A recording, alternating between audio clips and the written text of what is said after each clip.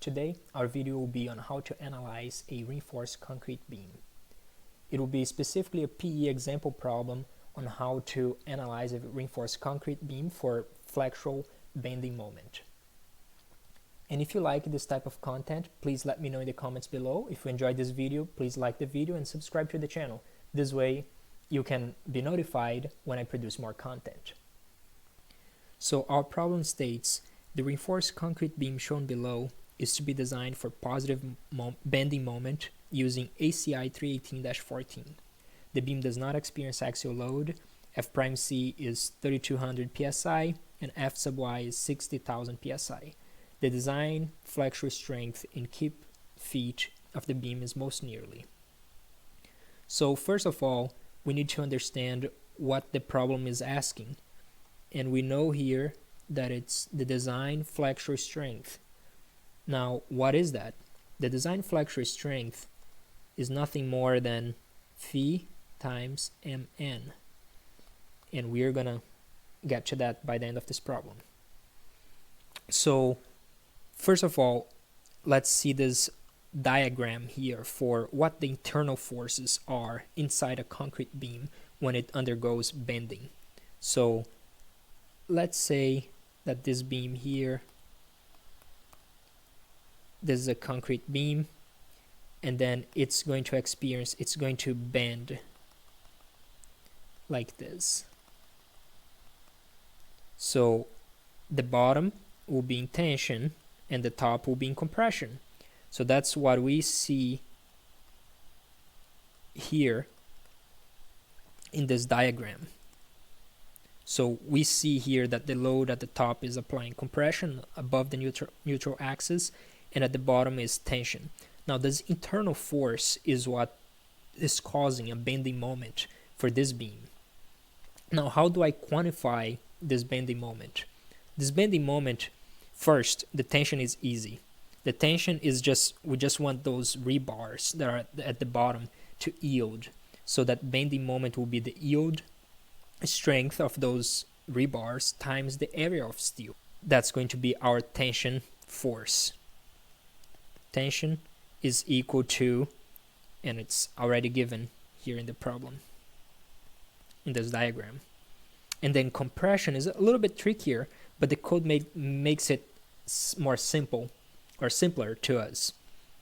First, above the neutral axis, all of this will be in compression. And then all of the bottom will be in tension. However, we do not rely on tension from the concrete. We only rely on tension from the steel, and that comes from ACI.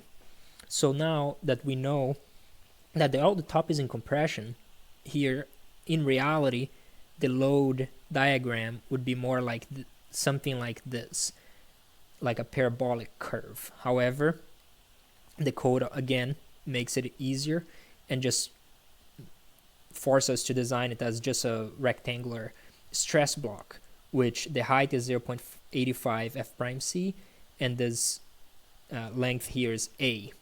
And then the width would be, I have here, the beam width, which is equal to 1 foot. So we then know that this force here is my compression force. I have a compression force here, C.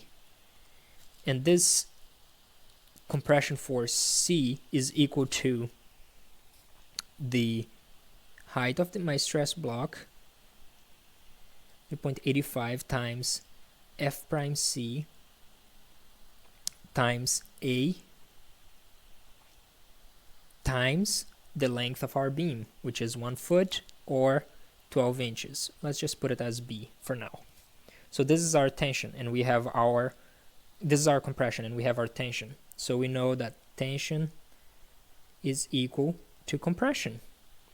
Now, if I want to know the bending moment, it would be the internal force or the internal moment generated by these two forces, and they are separated by a moment arm, and this moment arm here is a distance d, I have this dimension d here, minus a over 2, because this goes all the way to the center of the stress block. So d minus a over 2. So then tension is equal to compression, and we know what our compression is and we know what our tension is. So our moment can either be tension times the moment arm or compression times the moment arm. Let's choose tension. Tension times d minus a over 2. So that's what our mn is. So that's a part of our problem. So this is the nominal moment, but the design flexural strength would be applying this the phi factor there. So now, how do we find A? Well, let's go back to our first equation here, and we know that our tension is Fyas, our compression is 0.85 times F prime C times A times B. So this is 60,000 KSI times AS. We have rebars number 8. The area of a number 8 rebar is 0.79 inches squared times 4, because we have 4 number 8 rebars, is equal to 0.85 times F prime C. Let's keep our units consistent, so let's put 3.2 KSI, and then A we don't know, and B is 12 inches.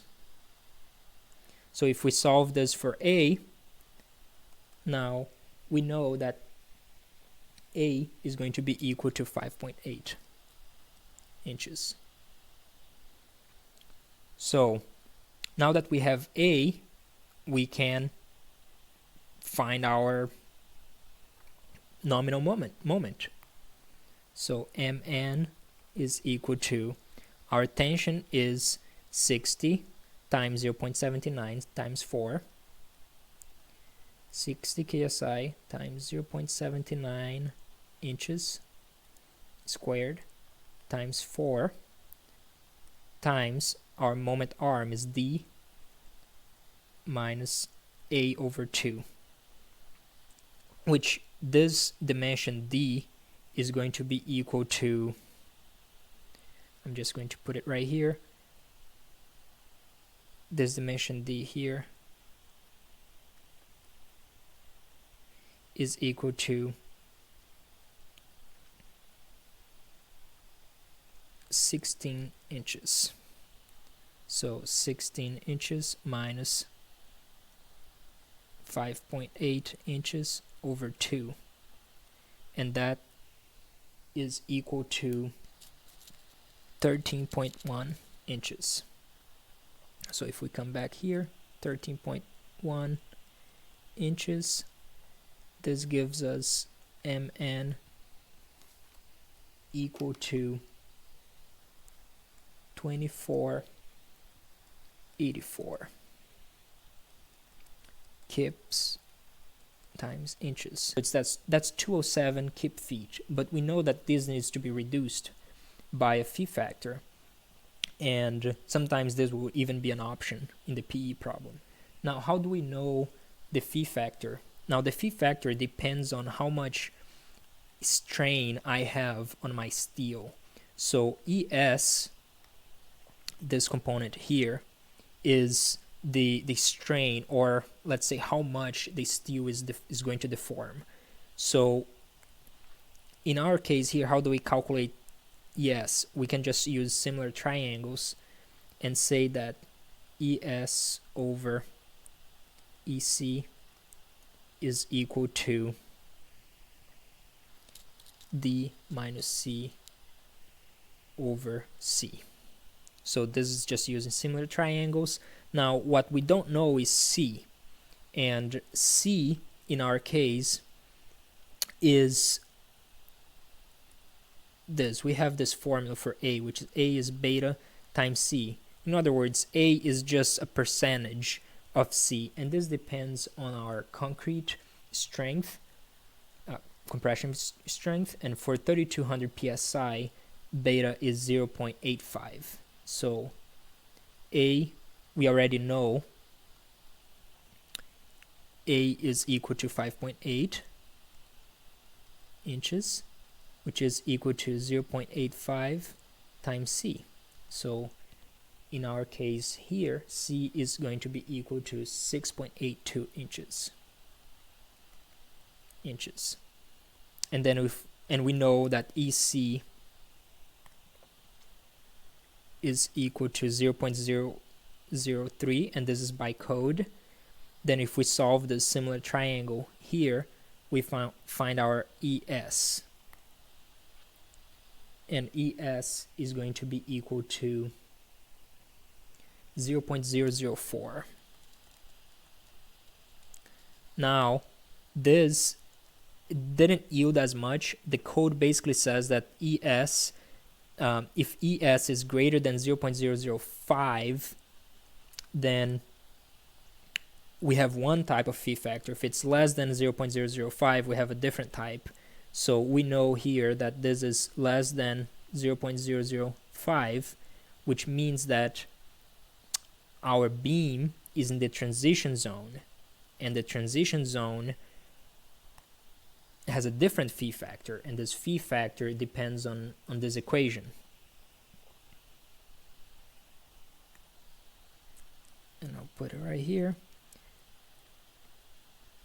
Phi is equal to 0.65 plus 83.33 times E sub t minus 0.002.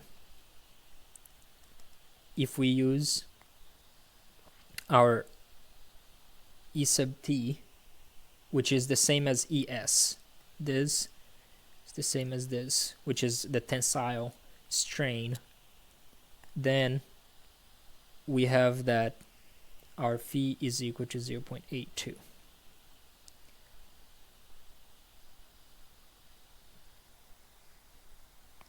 Now we know 0.82 times 207 keep feet, this will be equal to approximately 170 keep feet, and that's our answer.